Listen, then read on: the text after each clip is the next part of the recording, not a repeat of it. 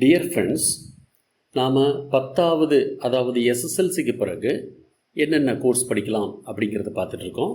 +2 அல்லது higher secondary எடுத்துட்டிங்கன்னா முக்கியமாக 3 குரூப்புகள் இருக்குது. Science group, commerce group, humanities group.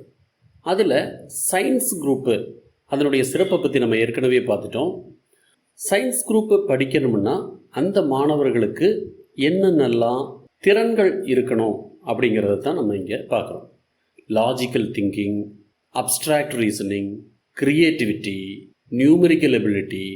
Logical thinking அப்படின்னு சொன்னால் தர்க்க ரீதியாக ஒரு விஷயத்தை அணுகக்கூடிய திறமை. அப்ஸ்ட்ராக்ட் ரீசனிங் அதாவது பருப்பொருட்கள் இல்லாமல் சில கருத்துகோள்களை அல்லது கருத்துக்களை சொல்லும்போது அதை புரிந்து கொள்ளக்கூடிய திறன். காரண காரியங்களுடன் விளக்கக்கூடிய திறமை. கிரியேட்டிவிட்டி படைப்பாற்றல். நியூமெரிக்கல் எபிலிட்டி அதாவது எண்களுடன் செயல்படக்கூடிய திறன், கணிதம் என்று சொல்லலாம். ப்ராப்ளம் சால்விங் ஸ்கில் பிரச்சனைக்கு தீர்வு காணும் திறன்.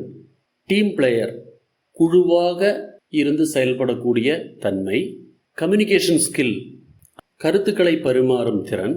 எக்ஸலண்ட் டெக்னிக்கல் நாலேஜ் தொழில்நுட்ப அறிவு.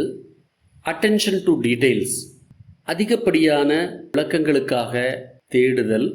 கண்டினியூஸ் அப்டேஷன் தொடர்ந்து புதியன என்னென்ன கண்டுபிடிக்கப்படுகின்றன, புதிய கருத்துக்கள் என்னென்ன உருவாகியுள்ளன என்பதை பற்றின அறிவை நாம் புதுப்பித்து கொள்ளும் அந்த திறன்.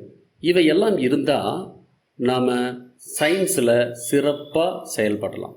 சயின்ஸ் குரூப்லேயே வெவ்வேறு சப்ஜெக்ட்ஸ் வருங்க. பொதுவாக சயின்ஸ் குரூப்பில் ஃபிசிக்ஸ், கெமிஸ்ட்ரி இருக்கும். அது போக பயாலஜி, மேத்தமெட்டிக்ஸ். ஃபஸ்ட்டு குரூப்னு சொல்லக்கூடியது ஃபிசிக்ஸ், கெமிஸ்ட்ரி, பயாலஜி, மேத்தமெட்டிக்ஸ். இயற்பியல், வேதியியல், உயிரியல் மற்றும் கணிதவியல்.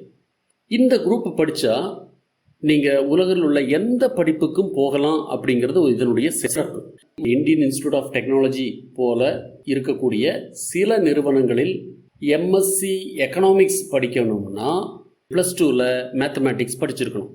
நிறைய பேர் ஹியூமனிட்டிஸில் ஹிஸ்ட்ரி, ஜியாகிரஃபி, எக்கனாமிக்ஸ் படிச்சுட்டு போய் அங்கே அட்மிஷன் கிடைக்காம எம்எஸ்சி எக்கனாமிக்ஸ் படிக்க முடியாமல் போகிறாங்க. ஆனால் இந்த குரூப் படிச்சிருந்தா அவர்களுக்கு கூட வாய்ப்பு இருக்குது. அப்படி மிகச்சிறந்த குரூப் அப்படின்னு சொன்னால் ஃபிசிக்ஸ், கெமிஸ்ட்ரி, பயாலஜி, மேத்தமெட்டிக்ஸ். உங்களுக்கு இன்னும் சப்ஜெக்டு அல்லது எதிர்காலத்தில் எந்த துறைக்கு போகணுங்கிறது உறுதியாக இல்லைன்னு சொன்னால் இந்த குரூப்பை நீங்கள் எடுத்துக்கலாம். அல்லது ஒரு ஆல்ரவுண்டராக வரணும் அப்படின்னு நினைக்கக்கூடியவங்களும் இந்த குரூப்பை நீங்கள் எடுக்கலாம். இதை விட்டால் வேறு என்ன கோர்ஸ் இருக்குது அப்படின்னு பார்த்தீங்கன்னா physics, chemistry, mathematics, computer science. பயாலஜிக்கு பதிலாக கம்ப்யூட்டர் சயின்ஸ் இருக்கக்கூடிய குரூப் இருக்குது.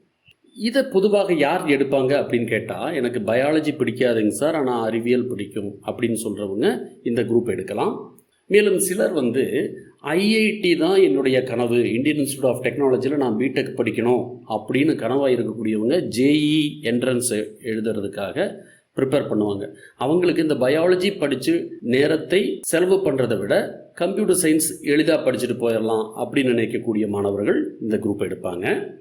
மேலும் பார்த்தீங்கன்னா கம்ப்யூட்டர் சயின்ஸ் தான் என்னுடைய வாழ்க்கை, நான் கம்ப்யூட்டர் சயின்ஸில் தான் சிறப்பாக வரணும், பிடெக் கம்ப்யூட்டர் சயின்ஸ் படித்து நான் ஆர்டிஃபிஷியல் இன்டெலிஜென்ஸுக்கு போவேன் அல்லது மேலும் டேட்டா சயின்ஸுக்கு போவேன், இப்படிப்பட்ட எண்ணத்தில் இருக்கக்கூடிய மாணவர்களும் இந்த குரூப் எடுக்கலாம். வேறு எனக்கு பயாலஜி சைடெல்லாம் வேண்டாம் அப்படின்னு சொல்லக்கூடிய மாணவர்கள் எடுக்கலாம். இன்னொரு குரூப் இருக்குது, ஃபிசிக்ஸு, கெமிஸ்ட்ரி, பயாலஜி. பயாலஜியில் பாட்டனி, ஜுவாலஜி, தாவரவியல், விலங்கியல். நான் டாக்டர் ஆகிறது தான் என்னுடைய லட்சியம், அல்லது நர்சிங் அல்லது உயிரியல் துறையில் மட்டும்தான் நான் படிக்க போகிறேன், எனக்கு வேறு படிப்புகள் வேண்டாம், எனக்கு கணிதம் வராது அல்லது கணிதத்தில் விருப்பம் இல்லை அப்படின்னு சொல்கிறவங்க அதை எடுக்கலாம். ஆனால் ஒரு விஷயத்தை புரிஞ்சுக்குங்க, நீங்கள் கம்ப்யூட்டர் சயின்ஸ் +2ல் படித்தாலும் படிக்கலைனாலும் நீங்கள் கம்ப்யூட்டர் சயின்ஸில் இருக்கக்கூடிய மிக உயரிய படிப்புகளை எல்லாம் படிக்கிற வாய்ப்பு இருந்தே தான் தீரும்.